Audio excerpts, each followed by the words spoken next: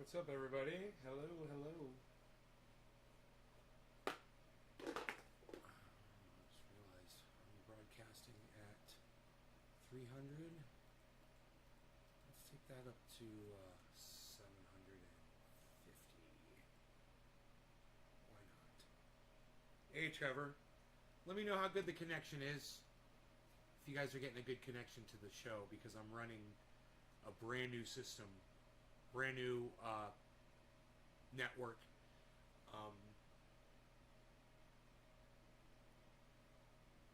On a new satellite with a new router, getting some really good speeds.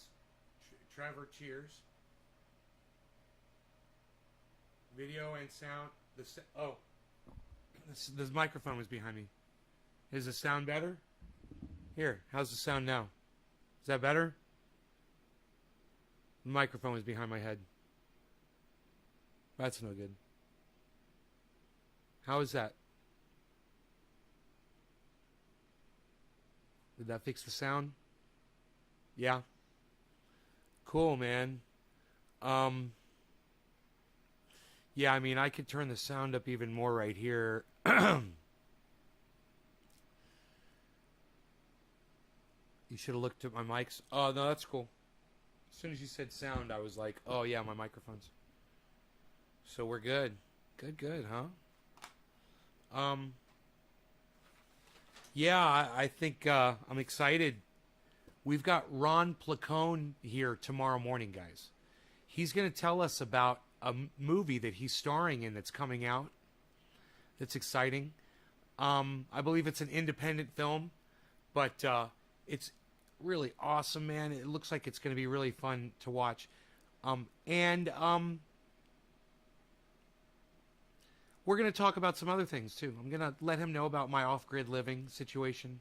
I know that he lives on the beach. We're going to talk about coastal flooding, what his concerns are around that, the fact that he chooses to live, so close to the coast. And that I'm going to tell him, that I think that's something that, while it's fun right now, he might want to have another place to go, just in case the shit starts hitting the fan. We're going to talk about the fact that scientists are saying that climate change has occurred much faster than any scientist has predicted. Well, that's bullshit, and we know it is. But I can literally show you the video of this CNN reporter saying that. I don't know. I'd like to show you guys that, actually. What do you guys think? Let me see how much bandwidth I have. If I can bring up extra stuff here, I'll show you that video. You enjoy independent movies? Yeah, I do too. Okay.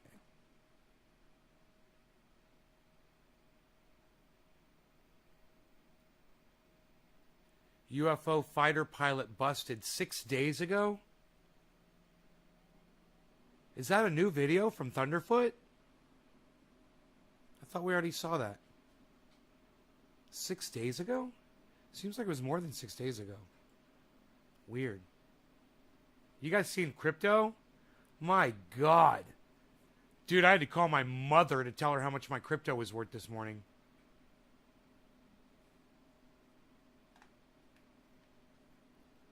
Oh, I'm on the wrong channel. That says a lot.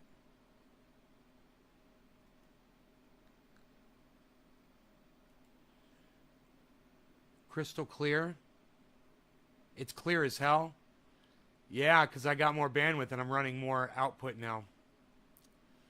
That's how we're going to be tomorrow morning with Ron Placone, guys. He's going to be right here. Ron Placone tomorrow morning.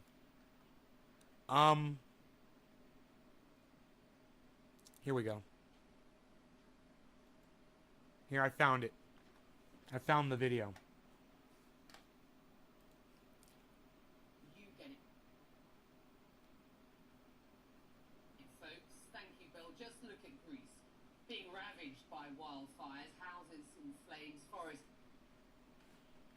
Some people just seem to have so much. They enjoy speaking too much, It's like they enjoy the sound of their own voice too much.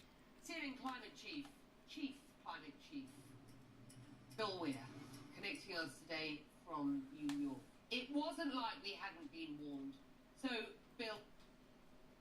Okay, let's see if I start dropping frames. What is new and different about this report? Really, Becky, it's the certainty.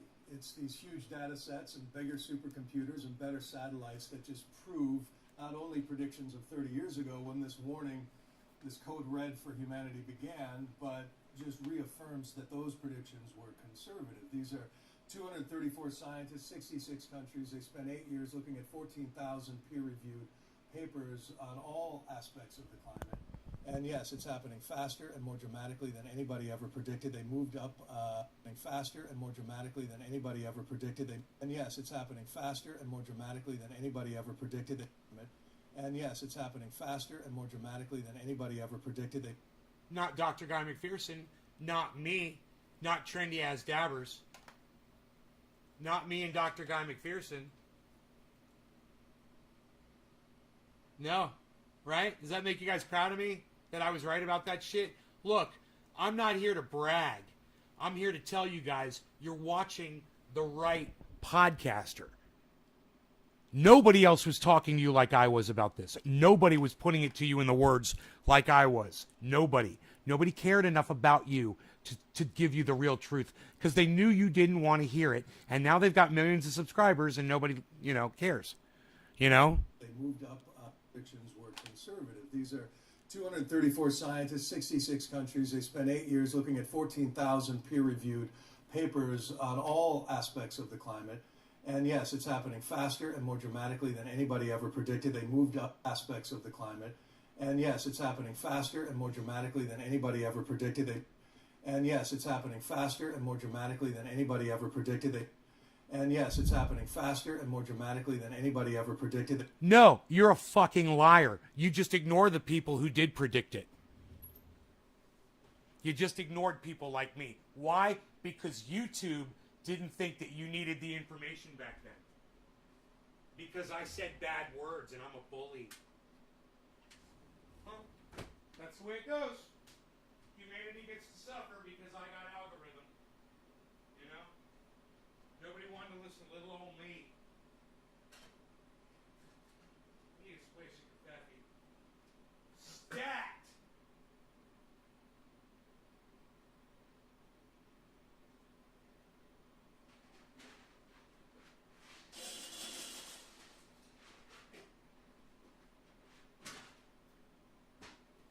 I need a splash, stacked.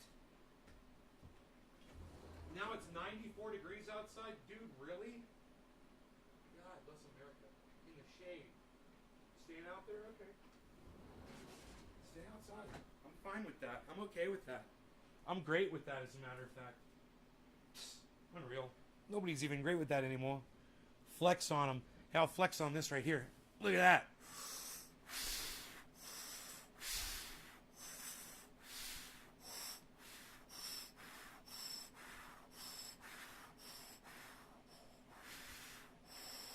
Yo, Don, what's up, buddy?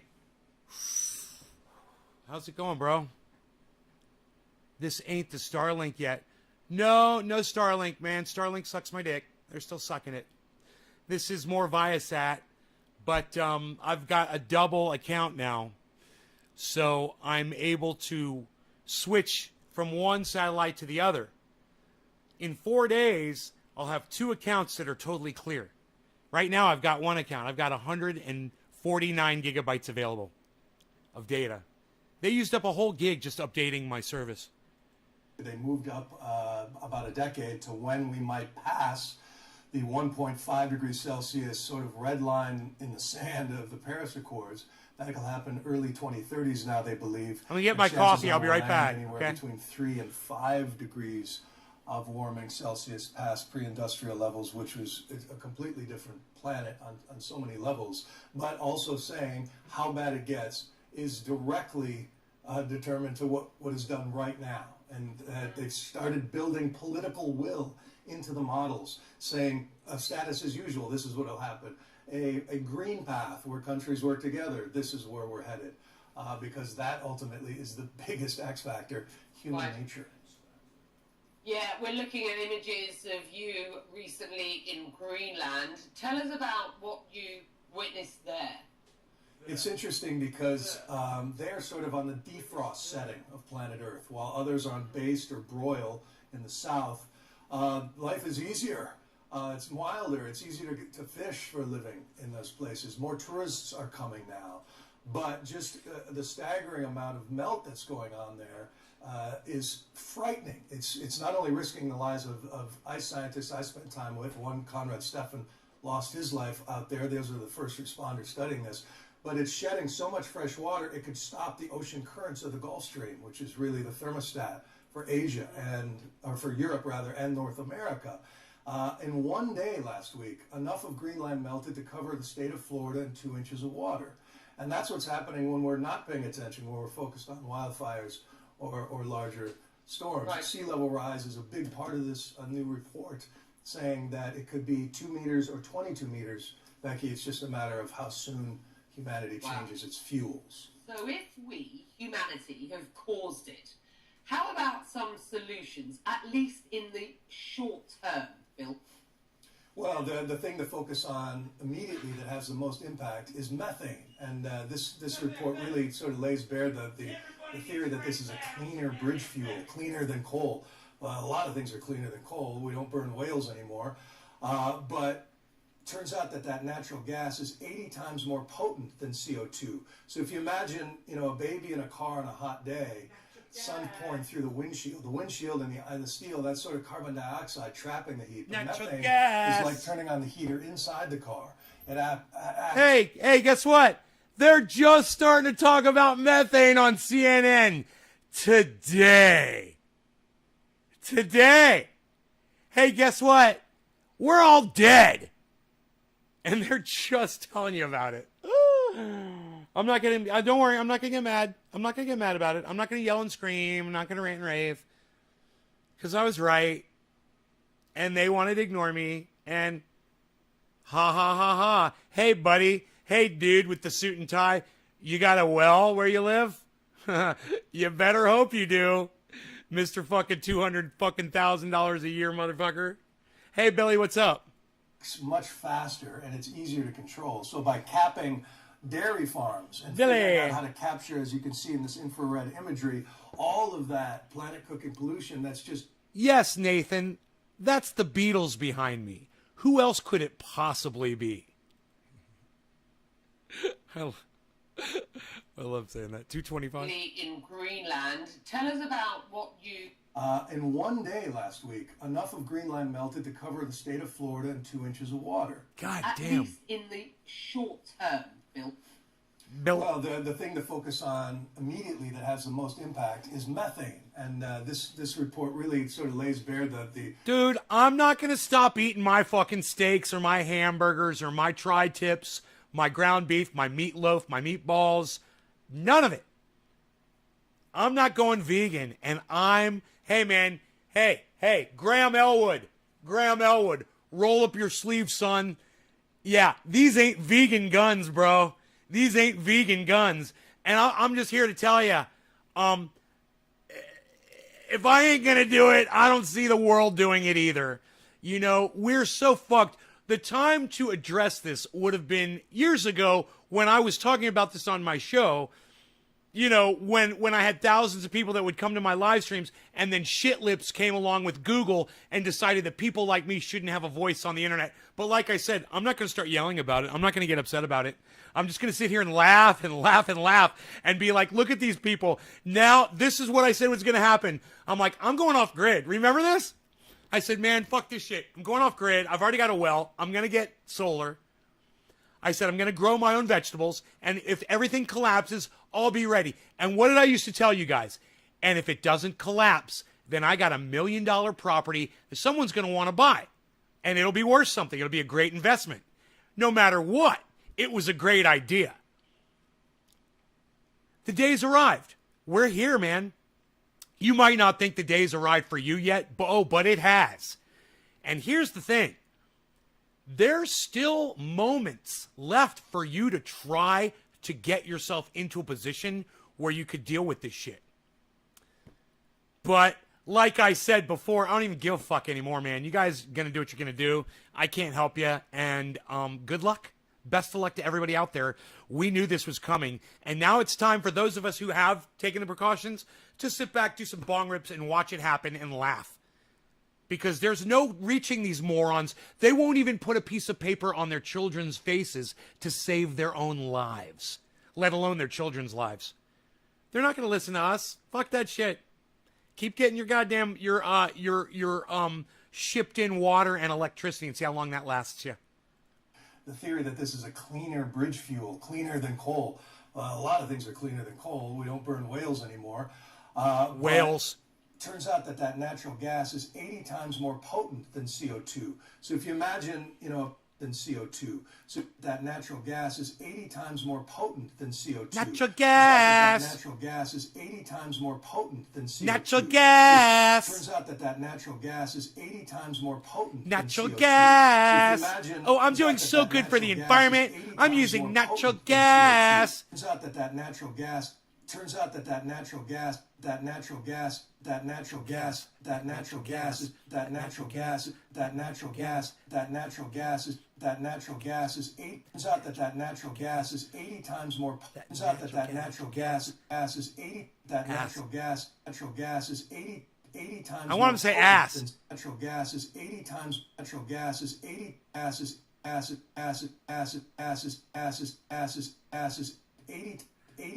80 times.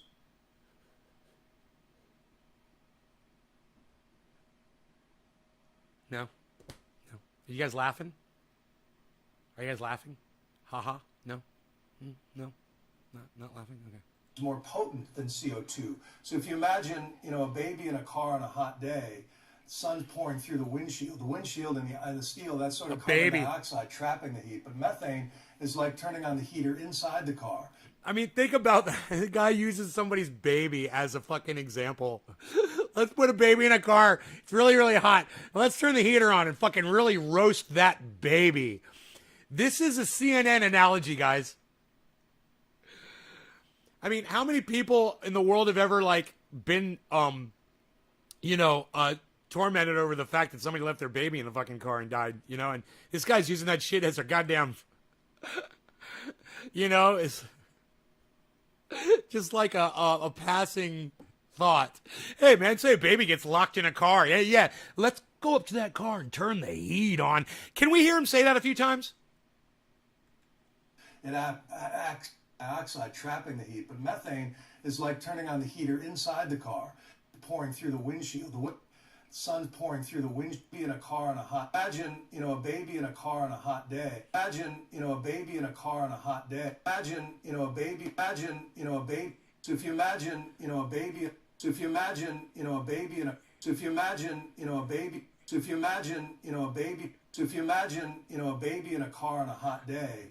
In a car on a hot day, a baby in a car on a hot day, a baby in a car on a hot day, a baby in a car on a hot day. Look, hey man, I don't make this shit up. I just point out who the fucking cunts are. The cunts at CNN are using a baby dying of heat in a car and turning the heater on to torture the baby even more as an example. It's the tortured, heated up, melted baby example that they like to use at CNN. Oh, you like that? At CNN. The tortured baby example they like to use at CNN. I hope you guys enjoy watching my show. Sun's pouring through the windshield. The windshield and the steel, that's sort of carbon dioxide trapping the heat. But methane is like turning on the heater inside the car. It acts much faster and it's easier to control. So by capping... Now think about that baby. Let's think about that baby in that car. Oh, don't worry. We're just going to forget about that baby for now. Let's just leave that baby in that hot car with the heat turned all the way up and the sun pouring through the windshield on a hot day. Let's just leave that baby there for a moment. We're not going to go there and rescue the baby. We're not calling anybody. No, we're just going to let that baby fucking become a stain on the seat. That's what we're going to do with that baby. Dairy farms and figuring out how to... And by the way, the seats are black and they're vinyl, in case you were wondering. And it's a black car, too. To capture, as you can see in this infrared imagery, all of that planet-cooking pollution that's just leaking unchecked from oil fields all across both the planet developed cooking and developing world. That would be the first place to start. We have to do that to succeed. So let's start there. That means jobs capping these wells and technology booms for people who can come up with better ways to fix. So let's all get those well cappers, all those jobs for all those well cappers out there. Think all those jobs, man. Good thing that's not like a specialty job or anything. Anybody could do that, right? Anybody go out there and cap a fucking well off. My goodness gracious. I'm sorry, man. It breaks my heart that people don't find this show more interesting. It breaks my heart when I see people leaving, man. It breaks my fucking heart. It's that problem. It's so hard for me just to retain a small amount of people, man, you know? When 3 people decide to leave, it kills my numbers. And so there's the conversation now, not only the trillions that could be made addressing this, but how much it'll cost if we do nothing. Yeah, absolutely. You and I will talk regularly. I know, because this is not going away. We need to know what we can all do to get on with this. We get it, and we know you get it, folks. Thank you, Bill. Just look at Greece, being ravaged by wildfires, houses in flames, forests being scorched. Some of the people there calling it apocalyptic. Nations across the world have stepped up, sending in firefighters and helicopters to help. Thank you, Nick. Smoke turning the sky orange above everything. As if we need infrared to see the smoke, the heat pouring out of these things. Yeah, Greece's second largest island, ferries up. People would rather watch Netflix than smoke a bong. Standing by. I'd rather smoke a bong, fuck Netflix. Path of flames, making it worse. Cheers, guys. Climate conditions. Greece is suffering through its worst heat wave in 30 years. Let's get right to CNN's Eleni Giokos, who is on the island of Evia, and fires there, as I understand it, burning out of control. What are you witnessing? Yeah, Becky, I mean, look, there are 4 fronts right now. It's in the northern part of the island, and we're basically very close to where the fires are currently blazing. We've been sent away because it is just that dangerous. But looking behind me here, this is sort of the apocalyptic scenario, the aftermath of the blaze that has ripped through so many parts of this island. 450,000 hectares, Becky, of forest, of precious forest, has been completely destroyed. In Greece as a whole, from the beginning of the heat wave a couple of weeks ago, around 650,000 hectares have been destroyed. So it gives you a sense of the scale. The firefighters, the people, the residents that we've been speaking to say they have never seen anything at this scale in the past. One firefighter said he has, experienced many fires in his career, but never this intense and this aggressive. Now, what's compounding the issue, and you've alluded to this, is the heat wave that has ripped through the country over the past few days, and that, of course, intensifies the impact of the fire. You can see here you've got electricity poles that are being destroyed. Most of the island lost access to electricity as well as water because infrastructure has been destroyed. So if you look at what it means in terms of rebuilding, you're looking at a very stark scenario. You're talking about people being evacuated. Some have opted to leave. We found villagers that were about 1 kilometer away from a blazing fire that decided to stay in their homes to protect their livelihoods. And it was so fascinating to see men and women trying to get water to firefighters. 22 countries have sent assistance, boots on the ground, helicopters, aircraft as well, to try and get this fire under control. This is the 7th day, Becky. This is the only country being scorched. California also living the impact of the climate crisis right now. The massive Dixie fire, now the second largest wildfire in state history, and it is still growing. Thousands of people are under evacuation orders, and this fire isn't just affecting those who live in its path. Smoke from the blaze is blanketing communities across the region. CNN's Camilla Bernal is in Paradise, California, with more. Paradise. One of our viewers lost their home in Paradise. Thick and it's unhealthy. If you look here behind me, you're normally supposed to see a canyon. Instead, you're seeing it filled with smoke. That smoke coming south from the Dixie Fire, and it's not only flooding this canyon, but also the communities nearby.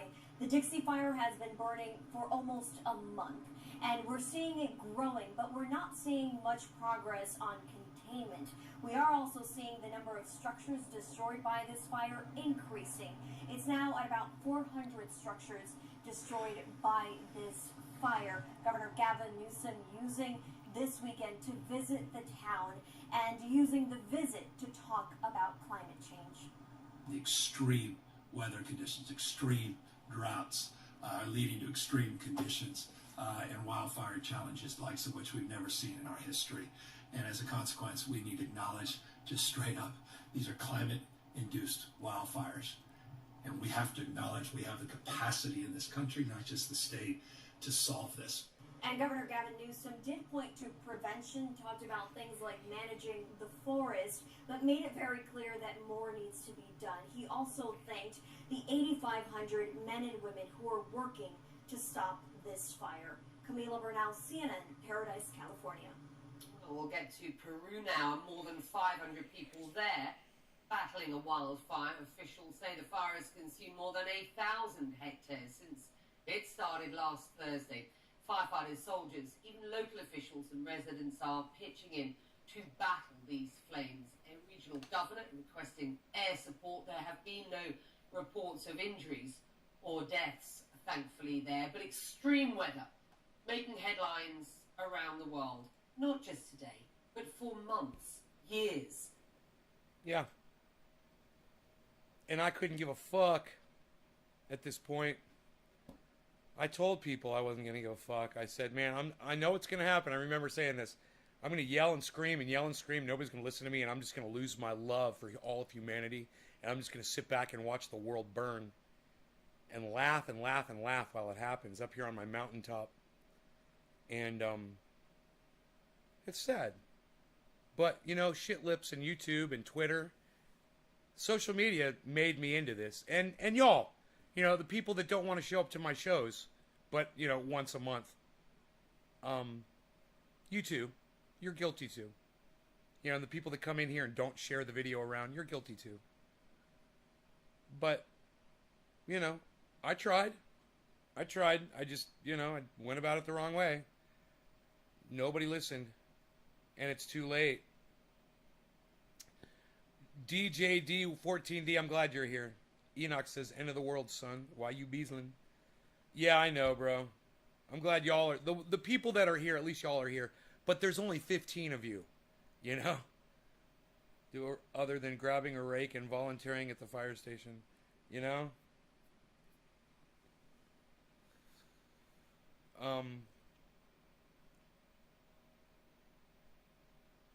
Louis Rossman is so happy fucking that Andrew Cuomo resigned. We should watch that.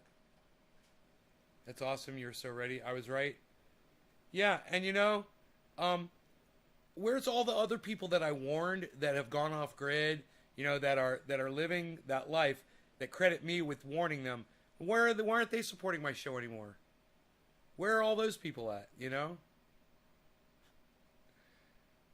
Fucking A, man. Watching Fox News, I guess. Hey, bud. How's it going? Wow. I have a smile on my face today. Governor Cuomo is resigning. Yes. Finally. Yes.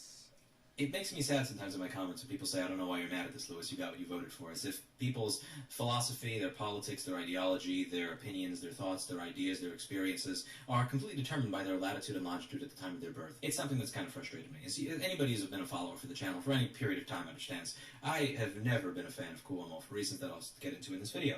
As you can see, as far back as 3 years ago, it says over here, consider Larry Sharpe for governor of New York in my border repair video. I had this little banner because I supported Larry Sharpe and I voted for Larry Sharpe. I thought he was quite a superior candidate to Cuomo. I did use the word consider Larry Sharpe, not vote for Larry Sharpe, because I don't have the right to tell you who to vote for.